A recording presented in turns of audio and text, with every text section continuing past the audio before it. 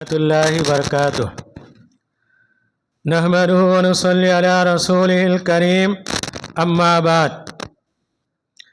آج کی تلاوت میں 22واں پارہ ومن یقنت، اس کا آخری 3 پاؤ پارہ، اور 23واں پارہ ومالیہ، اس کا ابتدائی پاؤ پارہ۔ مکمل ایک پارے کی تلاوت ہوئی، جس میں سورہ سبا کی 50 پر 4 آیتیں، سورہ فاتر کی 40 پر 5 آیتیں، سورہ یاسین کی 80 پر 3 آیتیں، مکمل 180 پر 2 آیتوں کی تلاوت ہوئی۔ اللہ رب العزت سے دعا ہے آج کی تلاوت کو اور اس کے سننے کو قبول فرمائے اور ہمارے گناہوں کو معاف فرمائے۔ پہلی آیت میں اللہ تعالیٰ نے یہ بتایا اللہ کی ذات تعریف کی مستحق ہے۔ اللہ تعالیٰ کہتے ہیں تمام تعریفیں اس کے لیے ہے جو کچھ آسمانوں میں ہے، زمین میں ہے، اس کا مالک ہے۔ وَلَهُ الْحَمْدُ فِي الْآخِرَةِ، اور آخرت میں بھی اللہ کی تعریف ہے۔ دنیا اور آخرت میں تعریف کا مستحق صرف اللہ کی ذات ہے۔ دوسری آیت میں اللہ تعالیٰ یہ بتاتے ہیں ہر چیز کا علم اللہ کو ہے۔ زمین کے اندر دانہ کتنا گہرائی میں جاتا ہے، اللہ کو اس کا علم ہے، اور زمین سے جو اگتا ہے اللہ تعالیٰ کو اس کا علم ہے۔ آسمان سے جو کچھ نازل ہوتا ہے اللہ اسے جانتے ہیں، اور زمین سے آسمان کے اوپر جو جاتے ہیں بندوں کے اعمال، اسے بھی اللہ جانتے ہیں۔ تیسری آیت میں اللہ تعالیٰ یہ کہتے ہیں کافروں نے کہا کہ قیامت آنے والی نہیں، اللہ تعالیٰ کہتے ہیں ضرور آئے گی، کیونکہ کافروں کا اعتراض تھا جسم گل کے سڑ کے مٹی کے اندر مل جاتا ہے، دوبارہ کیسے جسم پیدا ہوگا؟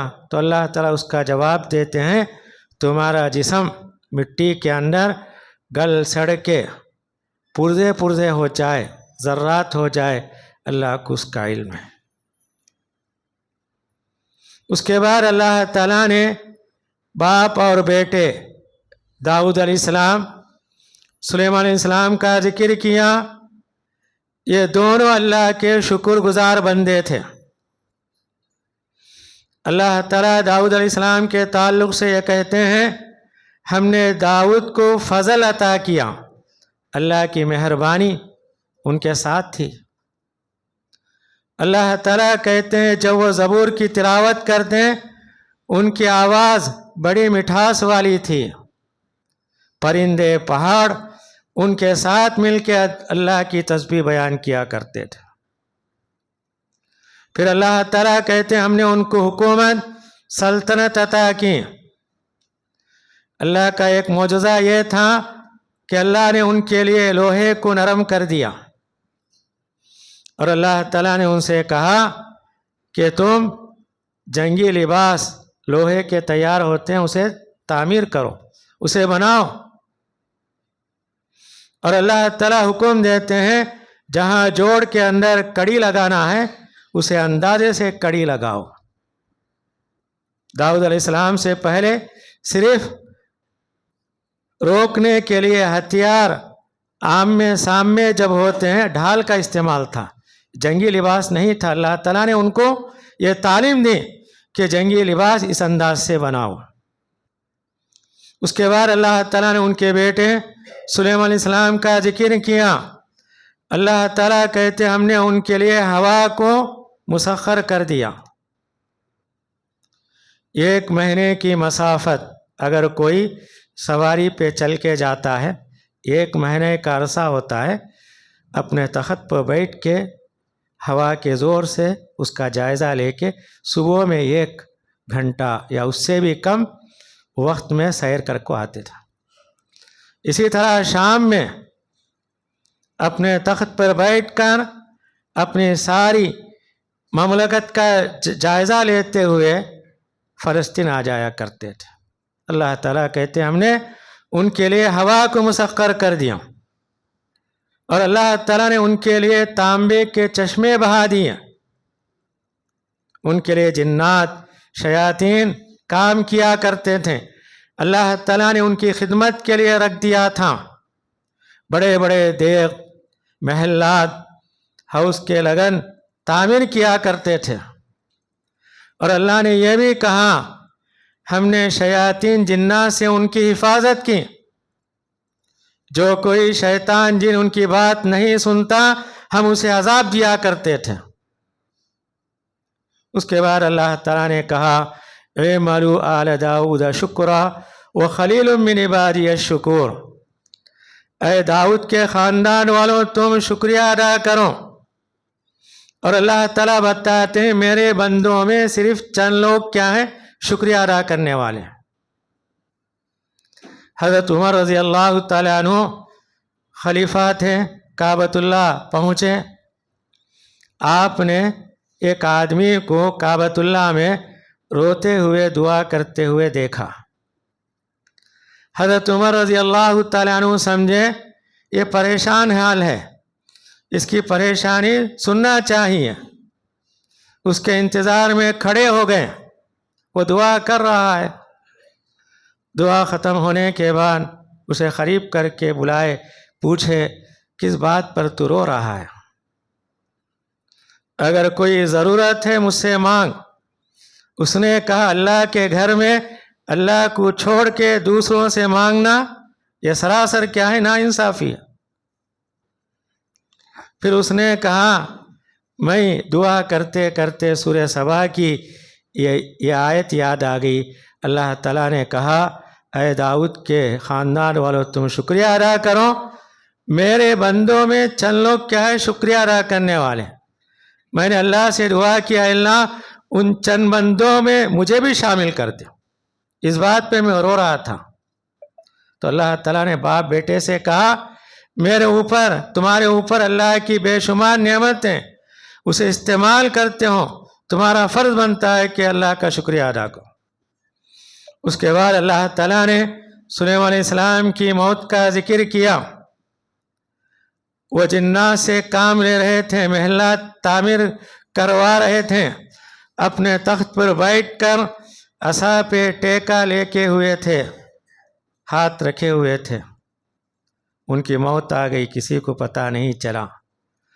ان کے عصا لکڑی کے نیچے دیمک کھاتے کھاتے جب کمزور ہو گئی عصا، وہ نیچے گر گئے۔ تب جنات شیاطین کو پتہ چلا کہ ان کو غیب کا علم نہیں، انہوں نے ظاہر کیا غیب کا علم صرف اللہ کو ہے۔ اگر جنات کو شیاطین کو غیب کا علم ہوتا، جیسے ہی سلیمان علیہ السلام کا انتقال ہو گیا وہاں سے چلے جاتے تھے، وہ نہیں گئے، انتظار میں تھے، یہ خیال کر رہے تھے ہماری نگرانی کرنے والے۔ اس کے بعد اللہ تعالیٰ نے قوم سبا کا ذکر کیا۔ سبا یمن کا ایک علاقہ، اللہ تعالیٰ کہتے ہیں یہ علاقہ بڑا برکت والا علاقہ تھا، اس کے اندر اللہ نے بے شمار نعمتوں سے نوازا، قوم والوں کے لیے کسی تکلیف کی ضرورت نہیں تھی، شہر بالکل پاک و صاف تھا، وہاں کوئی مکھی مچھر کا نام و نشان نہیں تھا۔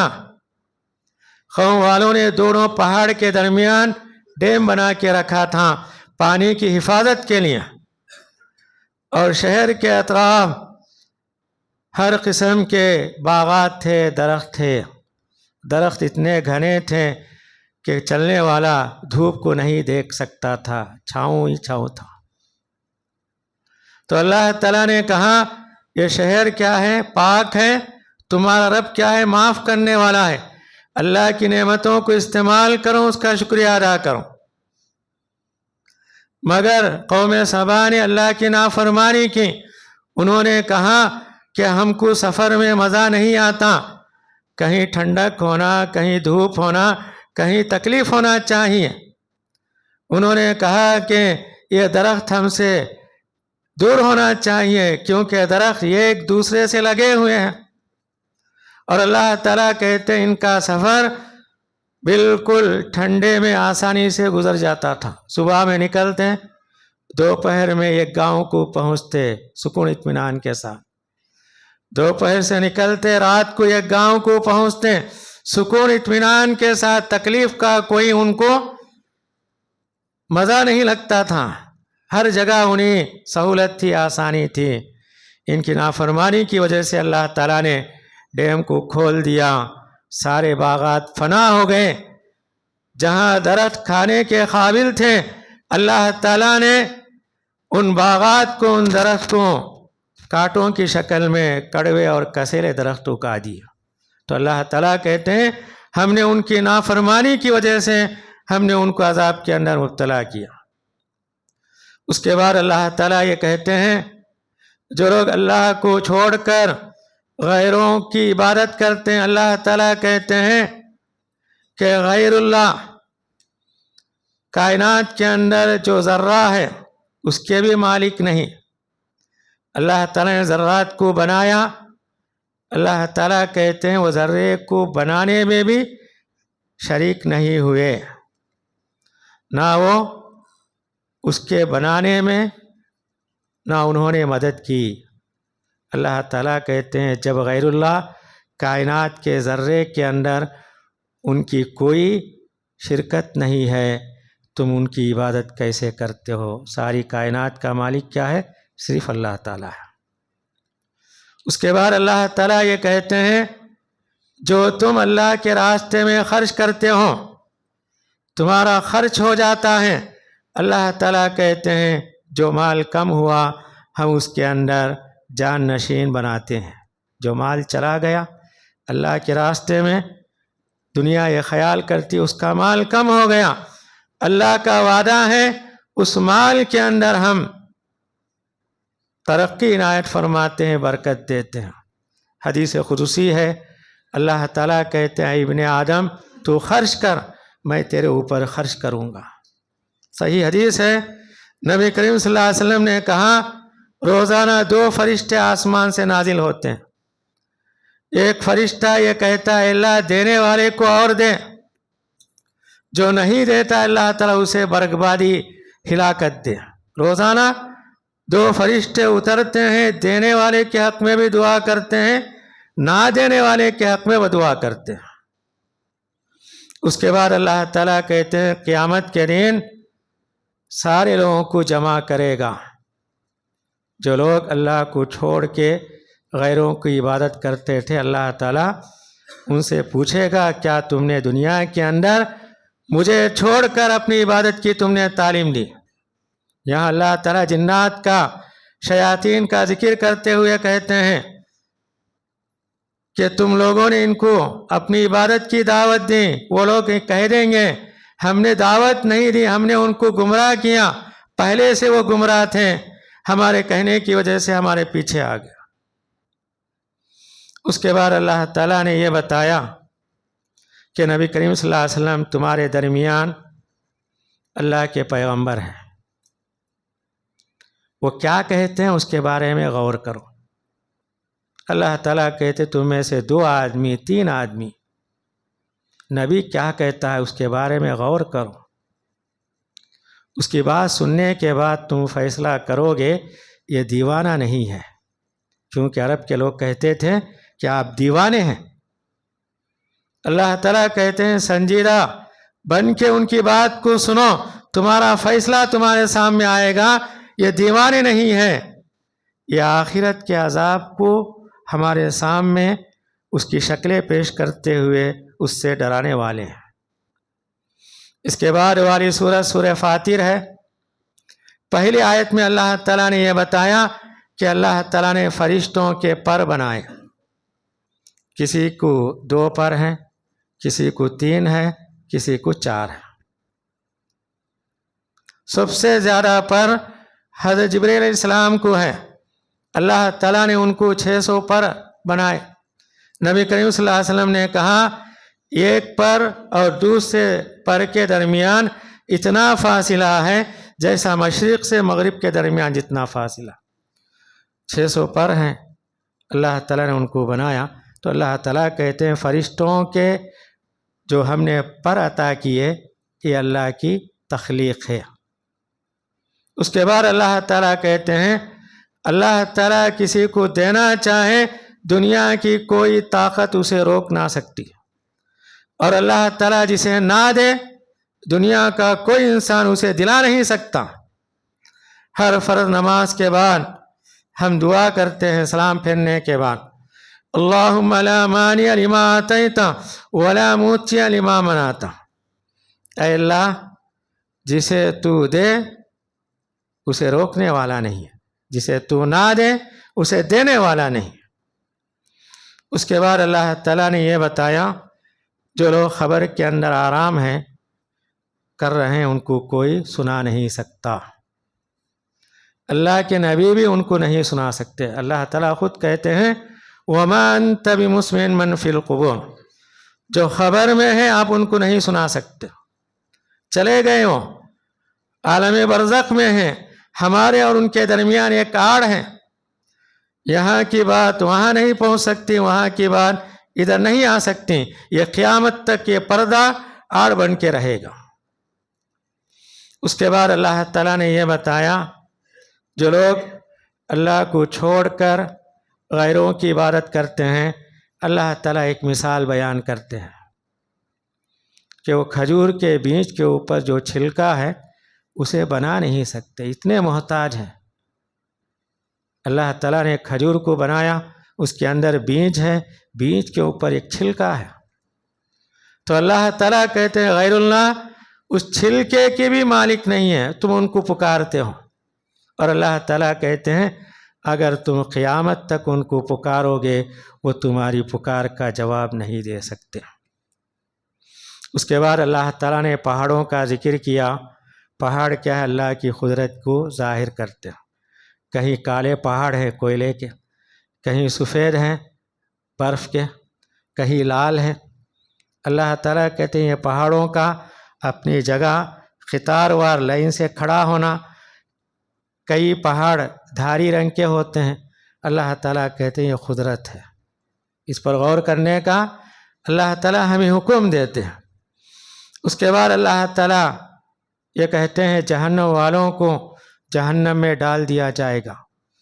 وہ چیختے رہیں گے، چلاتے رہیں گے، موت کی تمنا کریں گے. اللہ تعالیٰ کہتے ہیں ان کی تمنا پوری نہیں ہوگی. موت مانگیں گے مگر موت نہیں آ سکتی، اس کے اندر جلتے رہیں گے، زندہ ہوتے رہیں گے.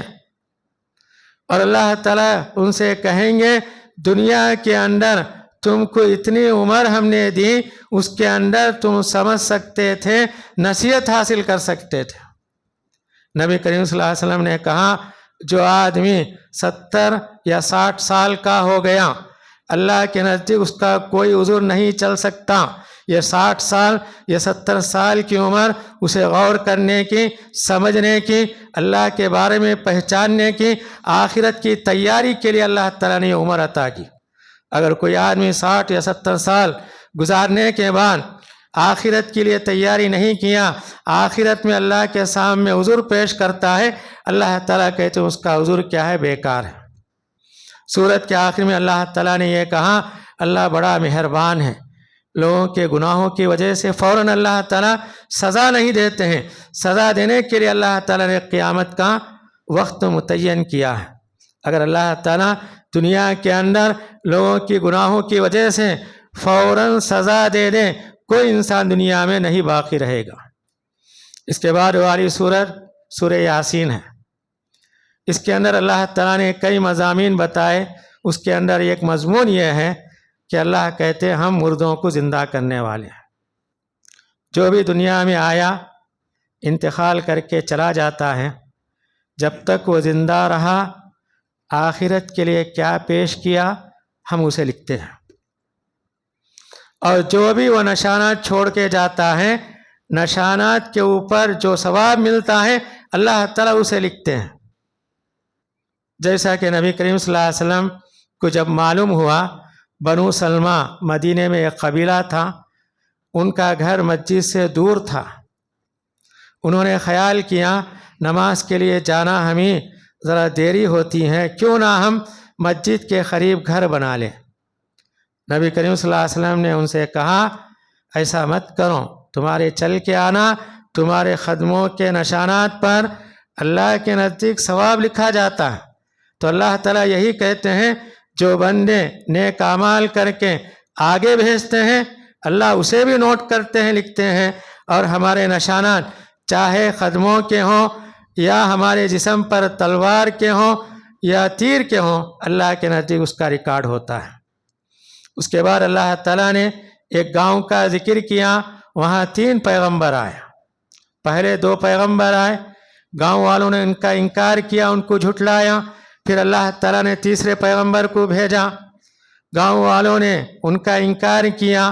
گاؤں کے کنارے کا ایک آدمی دوڑتا ہوا آیا، اس نے کہا یہ اللہ کے پیغمبر ہیں، ان کی بات مان لو، ان پر ایمان لاؤ۔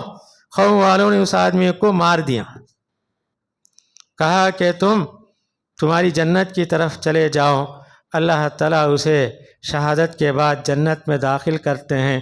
وہ جنت میں جانے کے بعد یہ تمنا کرتا ہے کہ اللہ تعالیٰ مجھے جنت میں جو مقام دیا ہے کاش میری قوم جان لیتے۔ تو ان لوگوں نے اس آدمی کو قتل کیا، 3 پیغمبروں کو جھٹلایا۔ اللہ تعالیٰ نے ان کے اوپر ایک چیخ بھیجی، سارے کے سارے لوگ دنیا سے ختم ہو گئے۔ اس کے بعد اللہ تعالیٰ نے یہ بتایا کائنات کے اندر ہر چیز کے اندر اللہ نے جوڑا پیدا کیا، ہر چیز کے اندر کوئی چیز ایسی نہیں ہے کہ جوڑے سے خالی ہوں۔ نباتات کے اندر، جنگلات کے اندر، انسانوں کے اندر، جانوروں کے اندر، ہر چیز کے اندر اللہ تعالیٰ نے جوڑا پیدا کیا۔ اور اللہ تعالیٰ کہتے ہیں صرف چند جوڑوں کو جانتے ہو، ایسے جوڑے ہیں جس کو تم نہیں جانتے۔ پھر اللہ تعالیٰ کہتے ہیں سورج چاند اپنی اپنی جگہ گھوم رہے ہیں، نہ سورج چاند کو پکڑ سکتا ہے نہ چاند سورج کی جگہ لے سکتی ہیں، ہر ایک اپنی اپنی جگہ گھومتے رہتے ہیں۔ ان کا گھومنا ہمیں رات دن معلوم ہوتا ہے، اس سے ہم تاریخ لگاتے ہیں، اس سے ہفتے معلوم ہوتے ہیں، اس سے سال کا ہمیں حساب اللہ تعالیٰ بتاتے ہیں۔ اس کے بعد اللہ تعالیٰ یہ کہتے ہیں جب قیامت کے دن سور پھونکا جائے گا سارے لوگ خبروں سے اٹھیں گے، خبر کے اندر اطمینان سے آرام کر رہے ہوتے ہیں۔ جیسے ہی سور پھونکا جاتا ہے ان کو حرارت محسوس ہوتی ہے۔ اللہ کے فرشتے ان سے کہیں گے یہ وہی وعدہ ہے دنیا کے اندر تم سے کیا گیا کہ اللہ کے دربار میں کھڑا ہونا ہے۔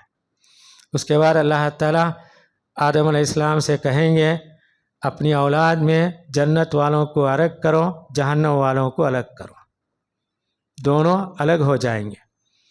پھر اللہ تعالیٰ آدم علیہ السلام سے کہیں گے اپنی اولاد میں سے جنت والوں کو جنت میں بھیجو، جہنم والوں کو جہنم میں بھیجو۔ آدم علیہ السلام پوچھیں گے کتنے لوگوں کو؟